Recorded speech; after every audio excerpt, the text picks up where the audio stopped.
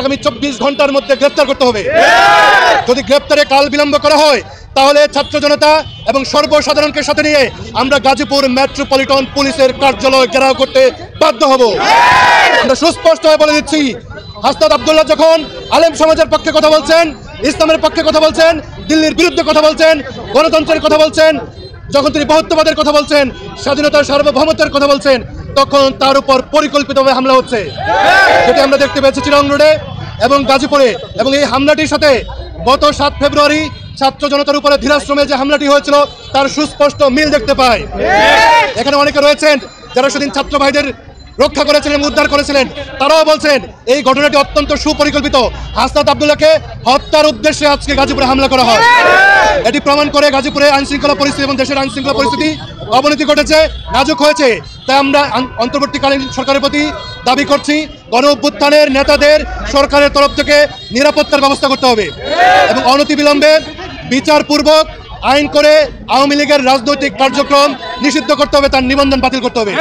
এবং গাজীপুরের সাধারণ মানুষকে সাথে নিয়ে আমরা ফ্যাসিবাদ বিরোধী মঞ্চের ঘোষণা দিচ্ছি এবং ফ্যাসিবাদ বিরোধী মঞ্চের পক্ষ থেকে আমরা এই প্রেতাত্মা গণহত্যাকারী এবং বাংলাদেশ বিরোধীদের নির্মূল করে ছাড়বো ইনশাআল্লাহ। আমাদের ভাইয়ের উপরে যে আক্রমণ করা হয়েছে, এটা বাংলাদেশের যে কোনো জায়গায় গণঅভ্যুত্থানের নেতা যারা আছে তাদের মধ্যে এরকম হবে, তাদের বিরুদ্ধে এটা হতেই থাকবে। বিকজ এনসিপি শুধুমাত্র একটা দল যারা আওয়ামী লীগের নিষিদ্ধ সহ বিচারের মাধ্যমে বিচারিক প্রক্রিয়ায় তাদেরকে বাংলাদেশে নিষিদ্ধ করার জন্য দাবি জানিয়ে আসছি। এবং আমাদের এই দাবি জানানোর পর থেকে উদ্দেশ্য প্রণোদিতভাবে বিভিন্নভাবে হামলার এখন শুরু হয়ে গিয়েছে এবং এটা বাড়বে বলে আমরা মনে করি। কিন্তু আমরা এত ভীত সন্ত্রস্ত না। আমরা তাদেরকে সেই কথা আবার মনে করিয়ে দিতে চাই যে একটা মারলে একটাই মরে, বাকি সবগুলোর কিছু হয় না। হাসনাত আব্দুল্লাহর উপরে আজকে যে হামলা হয়েছে সেটা সুপরিকল্পিত এবং এটা একটি প্রতীকী হামলা। প্রতীকী হামলা হচ্ছে জুলাই গণ অভ্যুত্থানে এই ফ্যাসিবাদের বিরুদ্ধে যারাই লড়াই করেছে সবার উপরে হামলা বলে আমরা এটা মনে করি। এবং এরই ধারাবাহিকতায় সরকারকে আমরা স্পষ্টভাবে বলে দিতে চাই, অতি দ্রুত সময়ের মধ্যে কোনো প্রকার কালক্ষেপণ না করে দ্রুত সময়ের মধ্যে বিচারিক প্রক্রিয়ার মাধ্যমে আওয়ামী লীগের নিবন্ধন বাতিল এবং আওয়ামী লীগের রাজনীতি বাংলাদেশে নিষিদ্ধ করতেই হবে। আজকের যে আক্রমণ হয়েছে হাসনাতের বিরুদ্ধে এটি অত্যন্ত সুপরিকল্পিত এবং এমন একটি স্থান বেছে নেওয়া হয়েছে যাতে তাকে জানে মেরে ফেলার মতো সেই স্থান, এবং সেইখানে তার উপর আক্রমণ করা হয়, তাকে ফলো করে এসে আক্রমণ করা হয়।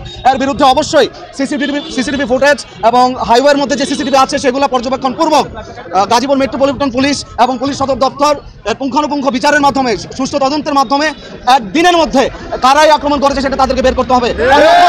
অন্যথায় আমরা তাদেরকে অবশ্যই প্রশ্নের সম্মুখীন নিয়ে আসবো এবং তাদের দ্বারগোড়ায় যে আমরা তাদেরকে জিজ্ঞেস করতে বাধ্য হবো কেন তারা সেটা করতে পারলো না। হয় তারা সেটার সঠিক উত্তর দিবে অথবা তাদের স্থান ত্যাগ করতে হবে বলে আমরা বলতে চাই। ইসলামী আন্দোলনের পক্ষ থেকে গাজীপুরের মাটিতে কিছুদিন পূর্বেও আমাদের ছাত্রদের উপর আক্রমণ করে সেখানে আমাদের ছাত্রদেরকে হত্যা করা হয়েছে, আহত করা হয়েছে। আমরা গাজীপুরে এতটুকু বলতে চাই, গাজীপুরে এই ফ্যাসিস্ট এবং আওয়ামী লীগের দোসর সহ এবং জুলাই বিপ্লবে যে সকল ছাত্র, শ্রমিক, জনতা, ওলামা, তলবা জীবন রক্ত দিয়েছে, অংশগ্রহণ করেছে, তাদের দিকে যদি কেউ কোন রকমের বাঁকা দৃষ্টিতে তাকায় সেই চোখ উপরে ফেলানোর জন্য গাজীপুরের জনগণ প্রস্তুত রয়েছে। অতএব আওয়ামী লীগ নয়, শুধু এই ছাত্র, শ্রমিক, জনতার বিরুদ্ধে যদি অন্য কোনো সংগঠন যদি চোখ তুলে তাকায়, যদি কোন রকমের আক্রমণাত্মক বাক্য বা কোন রকমের আচরণ প্রকাশ করে, এর প্রতিবাদে বাংলাদেশের জনগণ আবার যদি ছাত্র, শ্রমিক, জনতার পক্ষে মাঠে নামতে হয়, মাঠে